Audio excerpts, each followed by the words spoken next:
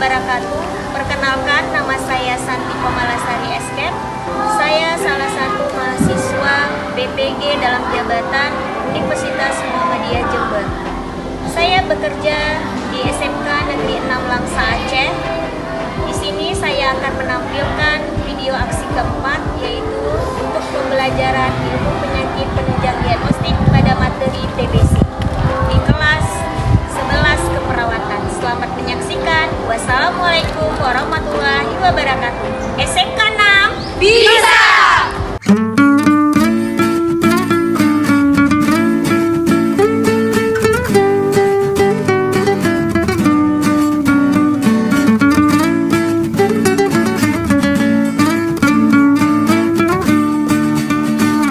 Hajung kacam kacung je, putro kacui kacam kacung je. Assalamualaikum warahmatullahi wabarakatuh.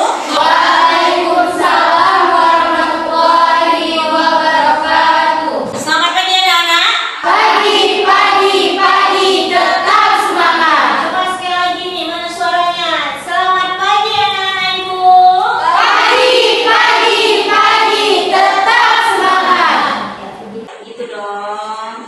Oke, baiklah. Sebelum kita memulai pembelajaran hari ini, marilah kita berdoa dulu. Yang doa akan dipimpin oleh Vira. Kepada Vira, ibu silakan. Baiklah, sebelum melakukan pembelajaran hari ini, alangkah baiknya kita berdoa. Berdoa dimulai. Selesai. Baiklah, untuk meningkatkan rasa cinta kita kepada negara kita, yaitu Republik Indonesia, salah satunya negara kita ada salah satu provinsinya, yaitu Nanggro Aceh Darussalam. Di mana kita tinggal di Nanggro Aceh Darussalam, marilah sama-sama kita menyanyikan kebudayaan kita, yaitu Buang Jumpa. Kita mulai ya, 1, 2, 3. Buang jempa, di Aceh, bercampur mirah, bungong si ulah indah lagoina. Oke, baik, ibu absen dulu ya.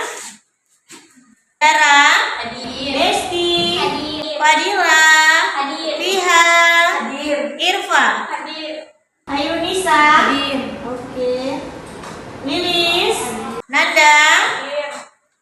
Kemarin kemana Nanda nggak masuk? Sakit, nggak ada suratnya ini ya. Oke, Nur Fadila, Nurul, Putri, Safira, Siti Salma, Syakila. Oke, baiklah. Sudah siap kita untuk belajar hari ini? Sudah.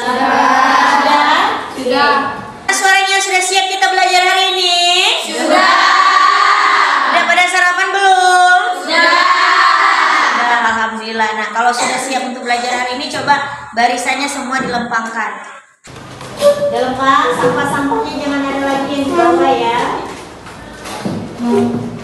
Oke. Sebelum kita memulai pembelajaran hari ini, kita bermain dulu untuk melatih fokus kalian seperti biasa ya. Nah, hari ini kita main kota jauh ini. Kalau ibu bilang Jakarta, tepuk tangan sebanyak berapa kali? 5 kali. Jakarta. Kalau ibu bilang Medan, tepuk tangan 4 kali. Kalau ibu bilang Bandung, 3 kali. Kalau ibu bilang apa lagi nih? Jambi, 2 kali. 2 kali. Kalau ibu bilang Aceh, sekali. Berarti ada 5 kota ya. Tadi yang kelima, Jakarta, Medan, Bandung, Jambi, Aceh. Oke, siap. Kita mulai ya. Aceh. Oke, Bandung. Jakarta. Jambi. Nah, masih ada Lilis yang nggak fokus. Oke, semangat lagi ya untuk fokus. Baiklah, sebelum kita memulai pembelajaran hari ini, Ibu mau review ulang dulu tentang pembelajaran kemarin. Nah, jadi kemarin kita udah bahas tentang penyakit ISPA. Oke, apa itu ISPA? Sana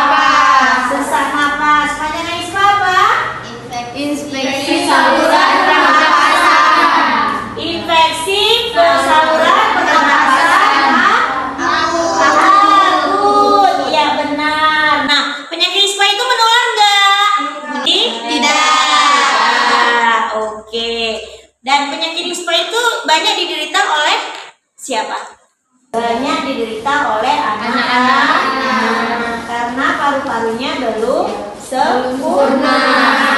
Oke, baiklah. Sebelum kita memulai pembelajaran hari ini, coba buka HP-nya. Akan saya kirim ke Google Form tentang penyakit TBC. Kemarin Ibu sudah suruh baca ya, untuk pengantar TBC itu apa. Silakan dibuka HP-nya. Akan saya kirim ke grup.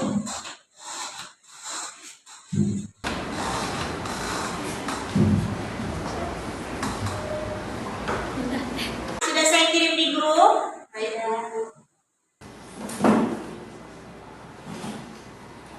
Waktunya 5 menit dari sekarang.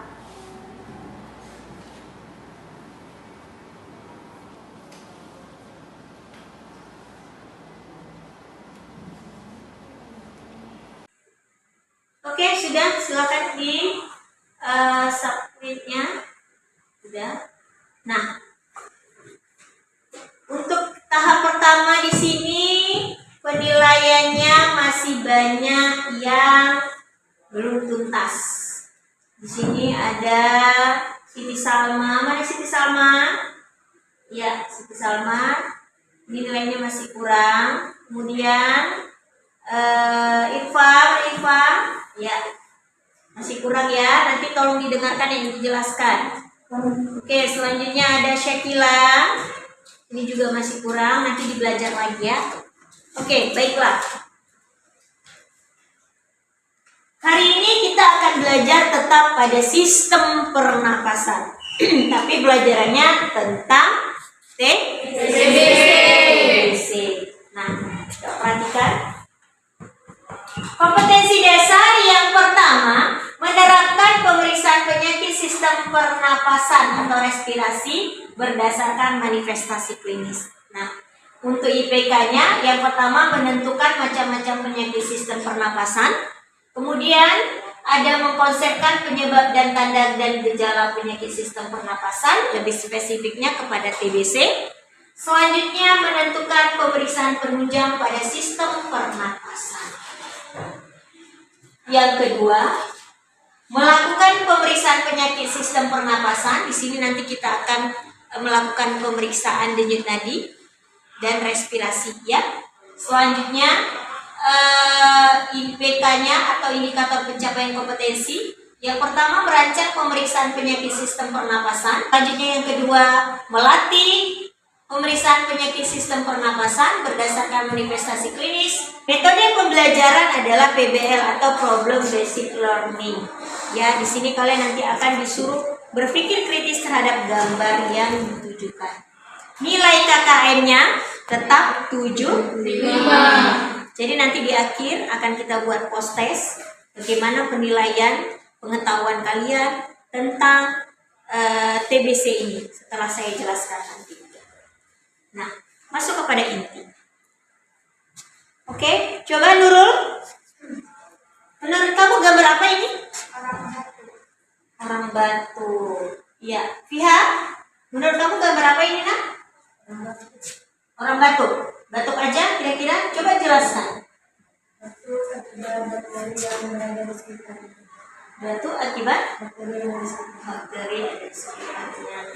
Oke, menurut Dara, gambar apa ini, Nak? Orang batu. Itu kira-kira yang hijau-hijau itu apanya? Kumannya. Kumannya dari mana nih? Di luar kah? Dari batu.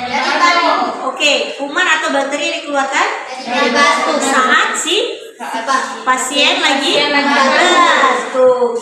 Iya. Nah, coba perhatikan. Gambar ini adalah gambar seseorang lagi batuk.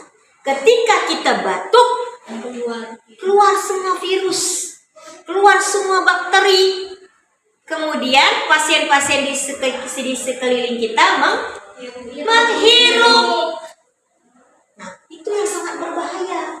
Karena dia hirup itu bisa terjadi penularan. Nah, makanya ada dikatakan etika batuk. Pernah dengar nggak etika batuk? Gimana tuh etika batuk? Nah, kita menghadap penutupkan mulut ke siku seperti itu. Jadi bakteri yang keluar tidak menyebar ke Kemana-mana. Seperti itu. Oke, gambar yang kedua, Putri. Coba perhatikan gambar apa itu, Putri? Gambar sesar. Oke, Anggi? Susah bernapas. Kenapa dia susah bernapas? Karena ada virus. Oke, lanjut. Coba, Salma. Mana Salma? Ya, Salma. Gambar apa ini, Salma? Orang sesar. Ada yang beda? Ada. Apa itu? Jila? Dia terhirup virus dari luar.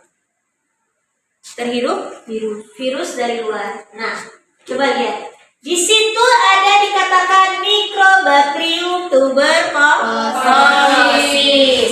Microbacterium tuberculosis itu adalah virusnya si TBC. Nah, ini virus TBC ada di sekeliling. Si pasien menghirup si virus tersebut masuk ke paru-paru, menginkubasi di dalam paru-paru dan dapat terjadinya TBC. Ini dia penularannya. Baik, Ibu lanjutkan. Saya akan menjelaskan. Perhatikan. Apa itu TBC? Nah, di sini dikatakan TBC adalah suatu penyakit yang menular yang disebabkan oleh basi atau kuman TBC. Coba Desti, tadi Ibu udah sebutkan. Kuman TBC itu apa namanya?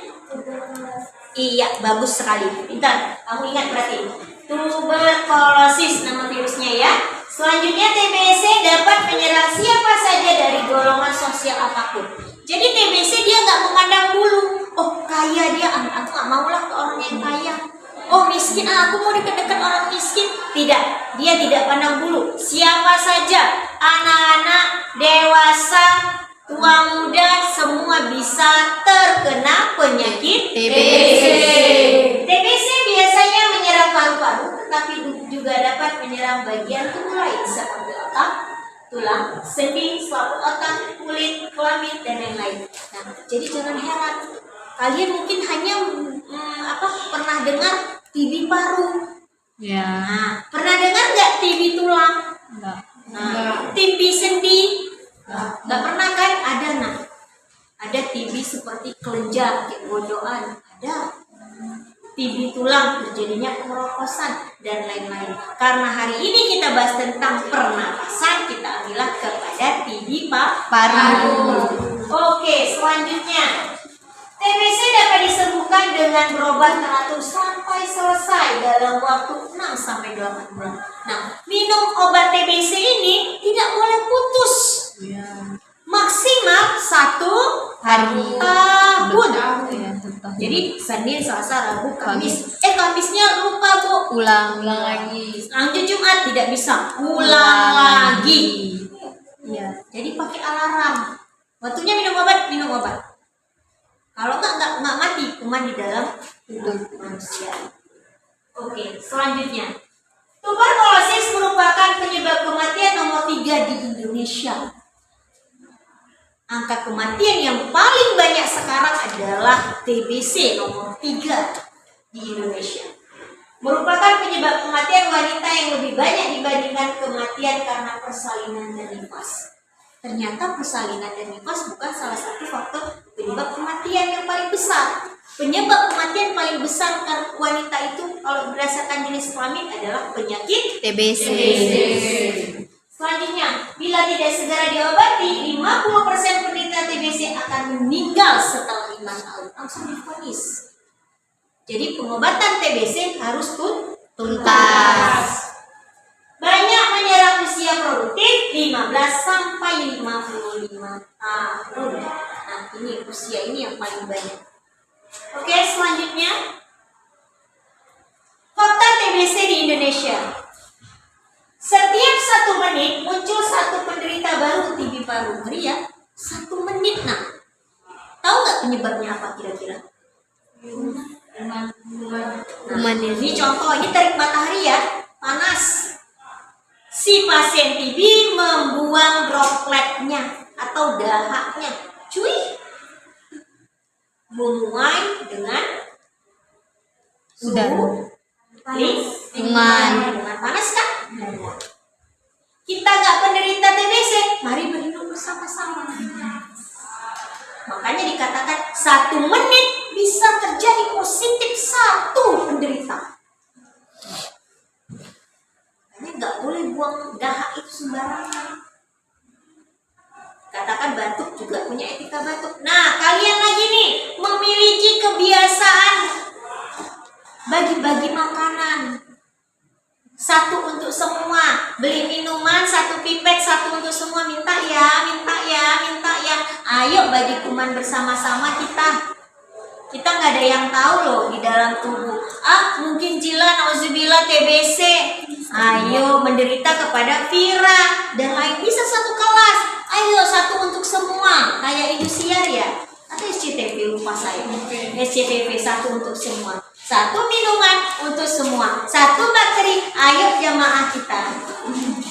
Nah, itu harus dihindari ya. Oke. Kemudian selanjutnya gejala TBC. Yang pertama, batuk terus-menerus disertai dahak selama 3 minggu atau lebih. Dia ada dahak. Ada dahak. Tapi kalau batuk kering itu tidak termasuk ya. Kadang-kadang dahak yang dikeluarkan bercampur dengan darah. Tahu nggak penyebabnya apa? Ya, paru-parunya sudah terjadinya infeksi. Kalau kita bisa melihat dengan mikroskop, paru-paru ini sudah terjadinya perkembangbiakan, udah dia bernanah sehingga mengeluarkan batuk berdarah. Sudah pasti mengalami nyeri pada bagian dada, sesak napas dan rasa nyeri di dada. Badan lemas, nafsu makan menurun, berat badan menurun. Karena dia mau makan nggak mau, pastinya berat badan juga menurun. Berkeringat dalam malam hari, waktu tanpa aktivitas. Nggak ada melakukan apa-apa, tidur aja bisa berkeringat. Kadang-kadang orang berkeringat itu menahan nyeri, tapi ini dia tidak menahan nyeri, sedang tidur bisa berkeringat. Itu perlu diwaspadai. Demam meriang lebih dari sebulan. Waspadai, sebulan meriang itu harus segera diatasi. Oke, sampai sini ada yang ingin bertanya? Silahkan bertanya. Ya, silahkan Lilis. Apakah penyakit TBC bisa menular? Oke, ya, bagus sekali pertanyaannya. Ada yang bisa menjawab sebelum Ibu menjawab? Ayo. Coba Jila, silakan dijawab. Karena pas kita batuk. Apakah tadi yang menjadi pertanyaan, apakah TBC bisa menular? Bisa. Iya, jawabnya bisa menular. Bisa. Melalui apa? Virusnya, bakterinya, dahaknya. Oke, benar sekali. Ya, bagaimana Lilis?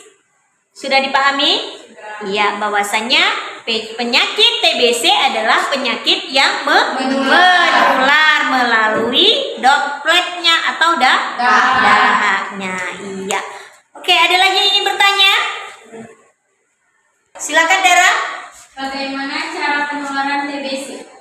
Oke, bagaimana penularan TBC? Nah, penularan TBC sama persis seperti yang Gila tadi sampaikan. Bahwasanya penularannya melalui inhalasi atau udara yang kita hirup melalui pernapasan. Inhalasi itu melalui pernapasan. Jadi dibuangnya droplet, adanya suhu lingkungan, menyebarnya kuman, kita yang tidak menderita TBC menghirup, maka cepat atau lambat kita akan menderita TBC juga. Oke, sudah paham? Sudah paham semua? Sudah? Oke, saya punya satu pertanyaan. Kira-kira pemeriksaan apa yang dilakukan pada pasien TBC? Siapa yang bisa menjawab? Silakan angkat tangan. Pemeriksaan apa yang dilakukan pada pasien TBC? Oke, silakan pihak. Pemeriksaan tes atau tiga. Ya, Benar sekali. Kasih aplaus dulu untuk pihak. Oke. Lebih spesifiknya dia sederhana adalah pemeriksaan sputum atau dahak diperiksa. Ada nggak bakteri TB di tuberkulosisnya? Positif enggak? Nah, baru nanti dilakukan pemeriksaan lain-lain sebagainya. Ada ronsen dan lain sebagainya. Oke, ada lagi yang ingin bertanya? Oke, kalau tidak ada, silahkan dibagi kelompok seperti yang sudah saya bagikan tadi. Ini ada tugas yang Ibu bagikan, semua dikerjakan per kelompok yang seperti Ibu bagikan tadi kelompoknya. Silahkan dikerjakan, yang tidak paham boleh.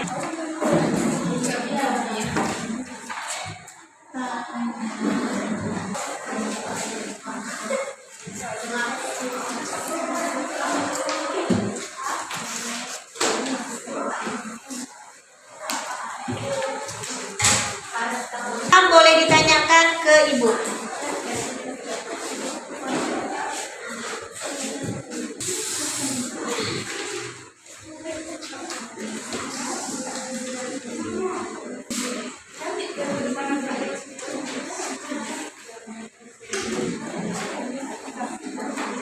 Sudah habis, kalian sudah mengerjakan semua tugasnya. Hari ini coba kelompok 1, kelompok pihak silakan maju untuk mempresentasikan. Yang lain silakan didengar, yang mau bertanya boleh bertanya. Assalamualaikum warahmatullahi wabarakatuh. Waalaikumsalam warahmatullahi wabarakatuh. Saya dan kelompok saya ingin mempresentasikan tentang penyakit TBC. Baik, TBC adalah penyakit menular akibat infeksi bakteri. TBC umumnya menyerang paru-paru dan juga dapat menyerang organ tubuh lain seperti ginjal, tulang belakang, dan otak. Penyebab TBC karena adanya bakteri Mycobacterium tuberculosis. Tanda dan gejalanya batuk yang berlangsung selama 3 minggu atau lebih dan berkeringat di malam hari, demam dan menggigil, batuk disertai dahak atau batuk berdarah, penurunan BB, dan hilangnya nafsu makan. Pemeriksaan yang harus kita lakukan tentang penyakit TBC adalah pemeriksaan sputum, tes darah IGRA, dan tes kulit mantau. Virus yang menyerang TBC yaitu Mycobacterium tuberculosis. Oke, coba saya jelaskan sedikit ya. Tuberculosis. Nah, itu nama virusnya.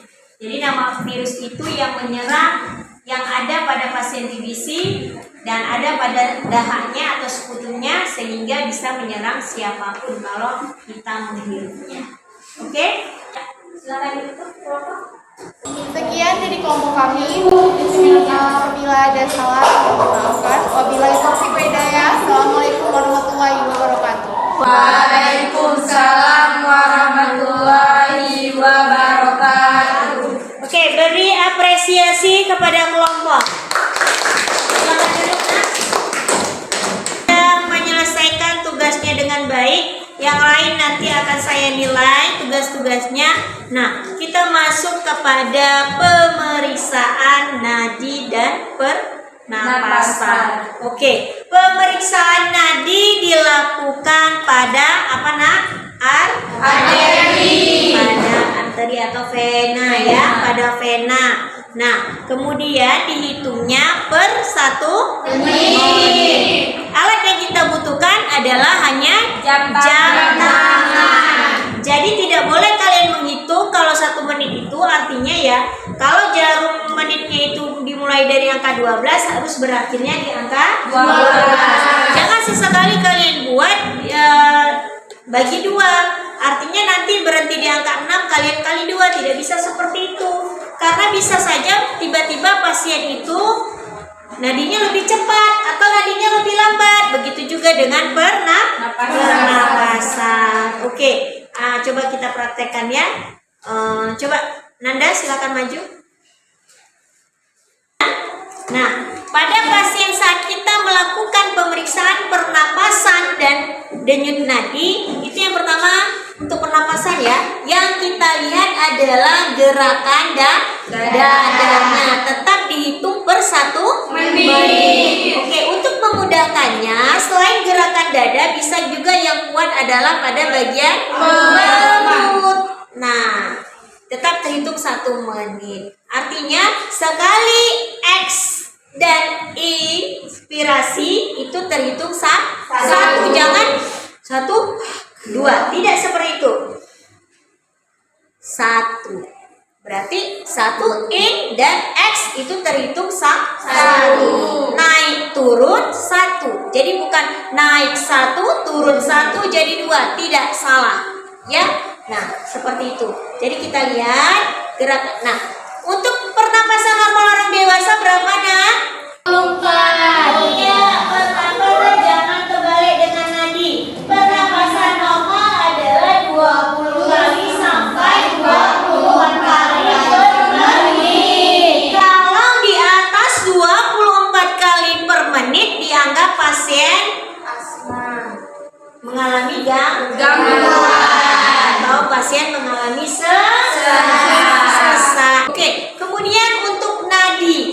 Nah, untuk nadi kita akan memegang pada bagian apa ini? Pena. Ya, kencang dia kepada pena brachialis. Dia lebih kuat. Radialis juga bisa, tapi lebih kuat sebenarnya di brachialis. Nah, kalau pada pena atau pada nadi itu tidak ada naik turun.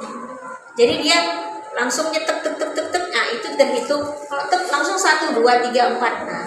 Oke, nadi normal berapa orang dewasa? 60 sampai 100 kali per menit. Itu baru benar. 60 sampai dengan 100.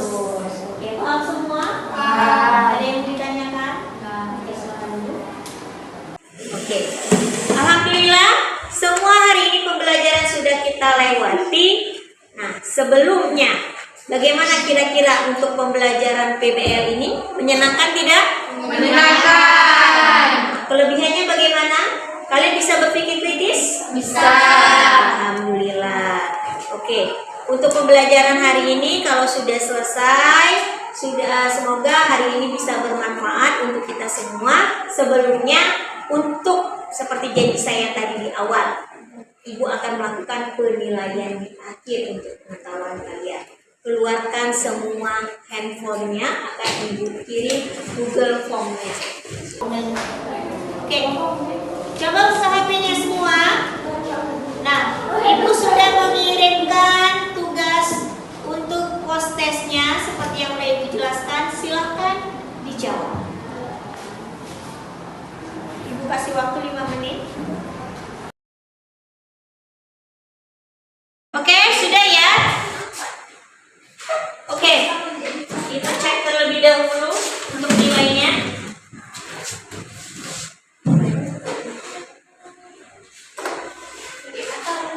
Oke, untuk nilainya di sini yang belum tuntas ada Putri. Ini tolong belajar lagi di rumah ya. Oke, untuk Zila belajar lagi di rumah. Irfa belajar lagi di rumah.